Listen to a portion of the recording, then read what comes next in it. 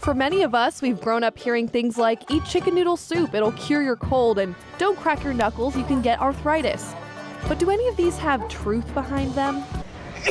Feeling sick? Well, do reach for that chicken noodle soup. Turns out brothy soups like this one can actually help your body heal. There are some ingredients in chicken soup, not the chicken itself, but maybe some of the side ingredients in the soup that have some anti-inflammatory components that can help your body heal when you're fighting off a cold or a cough or a flu. Also, the steam coming off your hot soup will open your sinuses, and drinking the broth can help rehydrate your body. Ginger-based broths, green onion-based broths can also help, and these are common in a lot of the Asian soups. You may have also heard that eating horseradish will help cure a chest cold. This one's not true. There might be some harm from horseradish, especially for children and pregnant women, and it might interact with some medications like thyroid medications, so I would recommend against horseradish for treatment of common colds and flus. And how about this one? Don't go out in cold weather, it'll make you sick. But this is truly an old wives' tale.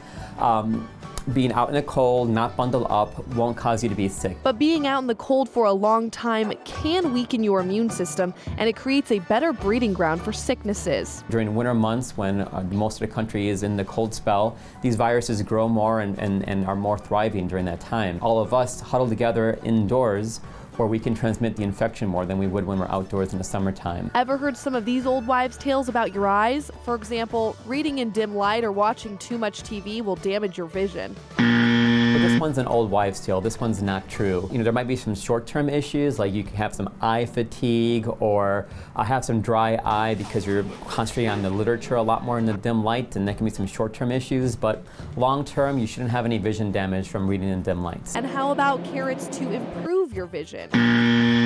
This one is based in history. To World War II, where the British Air Force actually gave their servicemen carrots and said this was a reason why they were better at shooting down German aircraft at nighttime, when in fact they were probably just hiding a new radar technology system. Carrots do have vitamin A that help nourish your eyes, but doctors say it's not going to improve your eyesight or give you that hawk-like vision you may have been hoping for. Now here's an old wives' tale almost everyone has heard.